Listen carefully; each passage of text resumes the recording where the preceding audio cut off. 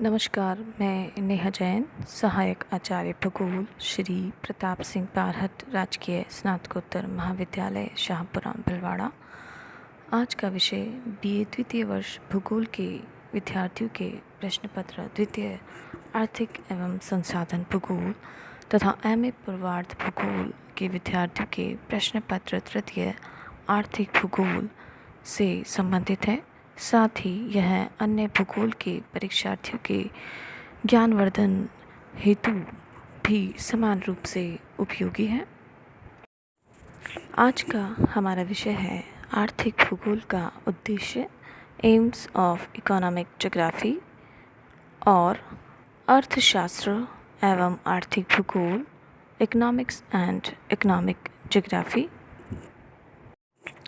आर्थिक भूगोल का उद्देश्य, एम्स ऑफ इकोनॉमिक ज्योग्राफी। विषय की किसी भी शाखा का उद्भव इसीलिए होता है कि उसका एक निश्चित उद्देश्य और लक्ष्य होता है। आर्थिक भूगोल का लक्ष्य मानव की आर्थिक क्रियाओं में पाई जाने वाली क्षेत्रीय विभिन्नताओं की सार्थक व्याख्या करना है।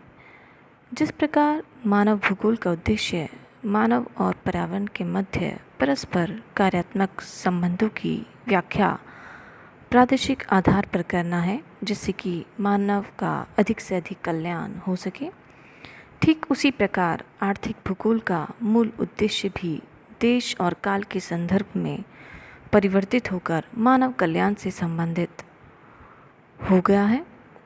आर्थिक भूगोल का उद्देश्य मानव की आर्थिक प्रगति से अधिक संबंधित है।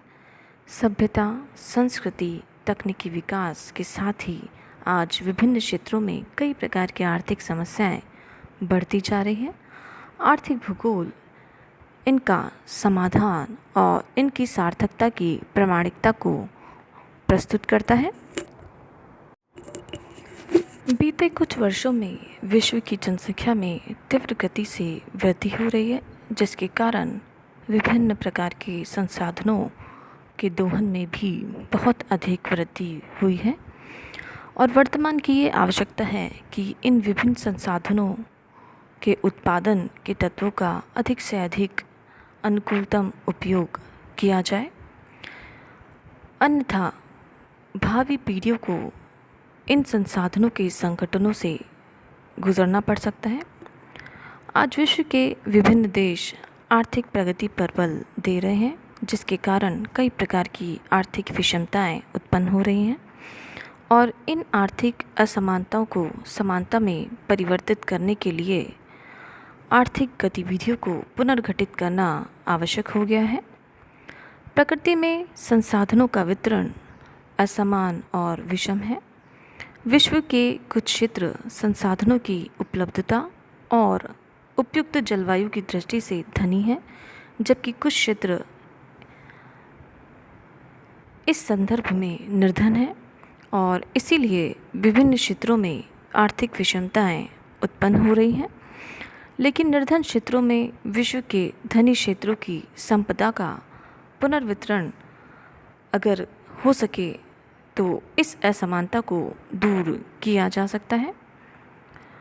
इवर्सले महोदय ने 1975 में ये बताया था कि हमारे समाज की गंभीर समस्याएं वे हैं जो आर्थिक असफलता और हमारी वितरण व्यवस्था की अपर्याप्तता से संबंधित है, जो कि वृद्धि के इस काल में भी जनसंख्या के कुछ भाग को गंभीर रूप से अलाभप्रद दिशा में छोड़े हुए हैं।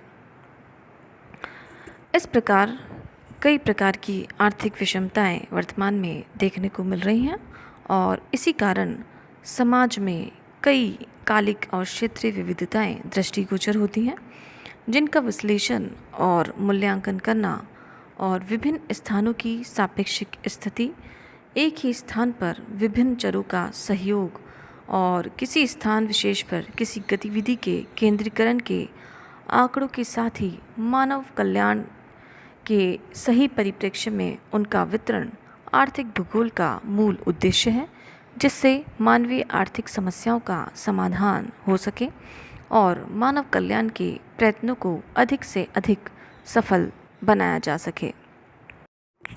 आर्थिक भूगोल और अर्थशास्त्र, इकोनॉमिक्स एंड इकोनॉमिक ज्योग्राफी। मनुष्य अपनी दैनिक आवश्यकताओं की पूर्ति करने हेतु कई प्रकार के अलग अलग कार्य करता है। उनमें से वे कार्य जिनके द्वारा उपयोगी वस्तुओं और सेवाओं की उत्पत्ति होती है आर्थिक कार्य कहलाते हैं। आर्थिक भूगोल में मनुष्य की आर्थिक क्रियाएं और उन आर्थिक क्रियाओं पर पड़ने वाले प्राकृतिक परिस्थितियों के प्रभावों का अध्ययन किया जाता है। आर्थिक भूगोल में आर्थिक कार्य और सेवाओं का प्रादेशिक वितरण कैसा है तथा किस प्रकार के कारक इनके लिए उपयुक्त होते हैं, इनका वितरण इनकी व्याख्या करता है और यही आर्थिक भूगोल का मुख्य विषय है। जबकि अर्थशास्त्र में साधनों के विभिन्न आर्थिक कार्यों के लिए आवंटन की प्रक्रिया और संगठन का अध्ययन किया जाता है, जिनकी लागत और लाभ पर प्रभाव पड़ता है। ई फ्रेडरिक ने 1907 में, हैटनर ने 1905 में, श्ल्यूटर ने 1906 में इनका मत था कि आर्थिक भूगोल का उद्देश्य विश्व की आर्थिक सूचनाओं को एकत्रित करना है, न कि पर्यावरण और मानव के संबंधों की व्याख्या करना। इसी प्रकार 1915 में एच बर्नहार्ड का मानना था कि आर्थिक कार्यों की प्रादेशिक विषमता के कारणों का विश्लेषण करने में भूगोलवेत्ता सक्षम है, न कि अर्थशास्त्री। इस प्रकार 1920 में प्रोफेसर रॉबिन्सन ने अपनी पुस्तक में बताया कि एन ऐसे on the nature and the significance of economic science, ये इनकी बुक थी, जिसमें इन्होंने बताया कि अर्थशास्त्र वह विज्ञान है जिसमें साधनों तथा सीमित और वैकल्पिक उपभोग वाले साधनों से संबंधित मानव व्यवहार का अध्ययन किया जाता है। इस प्रकार अर्थशास्त्र वह विज्ञान है जो धन के उपभोग, उत्पादन और विनिमय का मानव कल्याण के लिए प्रयुक्त मानवीय व्यवहार का अध्ययन करता है, जबकि आर्थिक भूगोल मानव के आर्थिक क्रियाकलापों, जिसमें उत्पादन, उपभोग, विनिमय के स्थानिक वितरण और प्रक्रियाओं का अध्ययन करता है।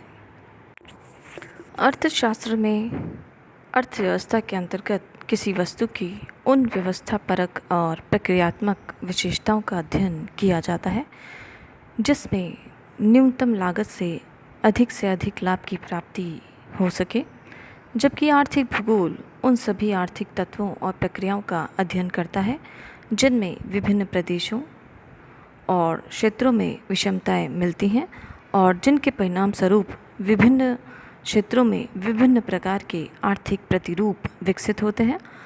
आर्थिक भूगोल और अर्थशास्त्र के अध्ययन में उद्देश्य की दृष्टि से यही एक प्रमुख भिन्नता है। आर्थिक भूगोल और अर्थशास्त्र दोनों विषय अलग होते हुए भी एक दूसरे के विरोधी नहीं हैं, अपितु पूरक हैं।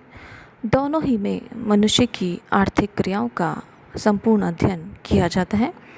वर्तमान में आर्थिक विकास के कारण दोनों विषयों का अध्ययन क्षेत्र अत्यधिक व्यापक होता जा रहा है। अर्थशास्त्र में क्षेत्रीयता का समावेश विशेष रूप से स्थानीयकरण और आर्थिक विकास के अध्ययनों में होने लगा है।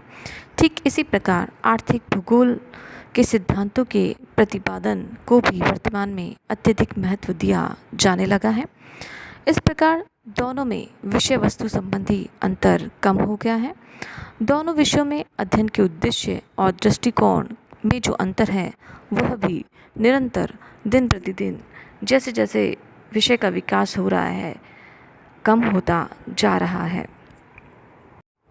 इस प्रकार ये आर्थिक भूगोल और अर्थशास्त्र दोनों में पूरकता का अध्ययन हमने आज किया है। साथ ही आर्थिक भूगोल के उद्देश्य को हमने जाना है। इसके आगे की वीडियो में हम आर्थिक भूगोल की आधारभूत संकल्पनाओं का विस्तार से अध्ययन करेंगे। वीडियो को देखने के लिए धन्यवाद।